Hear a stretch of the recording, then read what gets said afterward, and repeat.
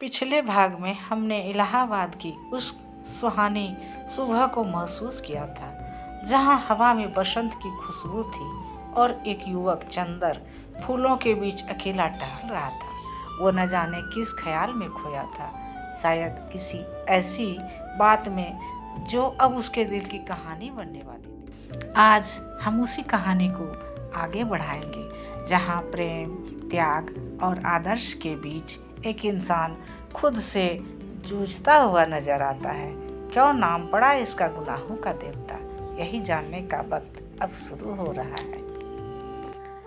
सूरज अब आसमान पर पूरी तरह फैल चुका था। अल्फ्रेंड पार्क की ओस भरी घास पर चंदर की चाल अब और धीमी हो गई थी। दूर से आती हुई हंसी की एक हल्की सी गूंज उसके कदमों को थमा देती। वो देखता है कॉलेज के कुछ विद्यार्थी सामने की बेंच पर बैठे हैं। उनमें से एक लड़की सफेद सलवार कमीज में किताबें गोद में थामे धीरे धीरे कुछ बोल रही है। उसके शब्द हवा में जैसे बुन रहे हों, एक संगीत, एक शांति, एक मोहक आकर्षण। वो थी सुधा, प्रोफेसर शुक्ला की बेटी, और चंदर का बचपन उसी के घर आंगन में बीता था।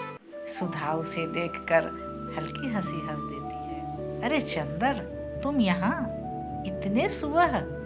चंदर छेप कर मुस्कुरा देता है। वो कुछ पढ़ने आया था, पर लगता है सुबह की ये हवा किताबों से ज्यादा अच्छी लग रही है। दोनों की हंसी मिलकर उस पार्क की खामोशी को तोड़ देती है। उनके बीच कोई औपचारिकता नहीं थी, न कोई हिचक, बस एक आत्मीयता, एक अपनापन। सुधा की आंखों में जो चमक थी वो किसी भी दर्पण को मात दे सकती थी, और चंदर की मुस्कान जैसे किसी कवि की पंक्तियां बिना कहे गुनगुनाने लगे। दिन बीतते गए और इलाहाबाद का वो मौसम अब एक और रंग ला चुका था। कहीं गुलमोहर खिल रहे थे, कहीं आम के बौर महक रहे थे। इन्हीं दिनों में सुधा और चंदर का साथ जैसे एक रिवाज बन गया था। कॉलेज के बाद गंगा तट पर बैठकर बातें करना, पुस्तकालय में एक ही किताब से पढ़ना, और कई बार बिना कुछ कहे बस एक दूसरे को देखना, निहारना। वो देखना जैसे कोई मौन कविता हो, जो शब्दों से नहीं निगाहों से कही जाती है। पर शायद हर कहानी में एक अनकहा डर भी छिपा होता है।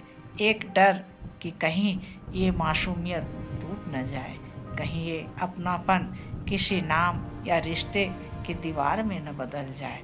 और ये डर धीरे धीरे चंदर के मन में जगह बनाने लगा। वो सुधा से प्यार करता था, पर शायद खुद से ज्यादा सुधा की मर्यादा से भी करता था। लेकिन कहानी यहीं खत्म नहीं होती, क्योंकि अगला मोड़ वो है जहाँ प्रेम और धर्म, भावना और कर्तव्य दोनों एक दूसरे से टकराते हैं, और वहीं से शुरू होती है गुनाहों का देवता की असली पीड़ा।